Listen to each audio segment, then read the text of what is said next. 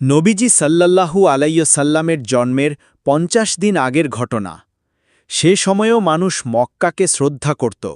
দলে দলে মানুষ মক্কায় যেত ইবাদত করার জন্য। এমন দৃশ্য দেখে খ্রিস্টান বাদশাহ আব্রাহার হিংসা হল। আব্রাহা একটি বিশাল সেনাবাহিনী প্রস্তুত করে, যার অগ্রভাগে ছিল একটি বিশাল হাতি। ধারণা করা হয় তার নাম ছিল মাহমুদ। এই সেনাবাহিনী মক্কার দিকে অগ্রসর হয়। আব্রাহা ছিল ইয়েমেনের গভর্নর এবং তিনি খ্রিস্টান ধর্মাবলম্বী ছিলেন।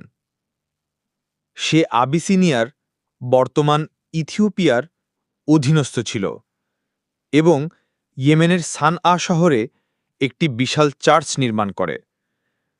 তার লক্ষ্য ছিল লোকেরা মক্কার কাবা শরীফে না গিয়ে তার গির্জায় এসে উপাসনা করা। কিন্তু লোকেরা তার এই পরিকল্পনাকে ঘৃণা করে এবং এক ব্যক্তি গির্জাটিকে অপমান করে। এতে আব্রাহা রেগে গিয়ে প্রতিশোধ নিতে মক্কায় কাবা শরীফ ধ্বংস করার পরিকল্পনা করে। এবং আব্রাহা তার বিশাল বাহিনী নিয়ে প্রতিশোধ নিতে রওনা দেয়। তার শপথ ছিল কাবাঘর ভেঙে ফেলা। রসুল সাল্লাল্লাহু আলাইসাল্লামের দাদা আব্দুল মত্তালেব কুরাইশদের নিয়ে মক্কা বাঁচানোর জন্য লড়াই করে পরাজিত হয়েছিল।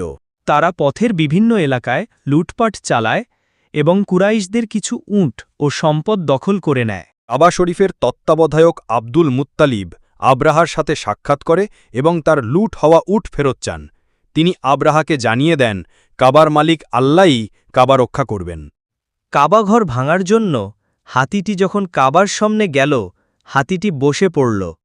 তখন আকাশ থেকে শত শত ছোট ছোট পাখি এসে পাথর নিক্ষেপ করে কুলাঙ্গার আব্রাহা বাহিনীকে ধ্বংস করে দিল। তাদের অবস্থা হয়েছিল পশুর চিবানো ঘাসের মতো।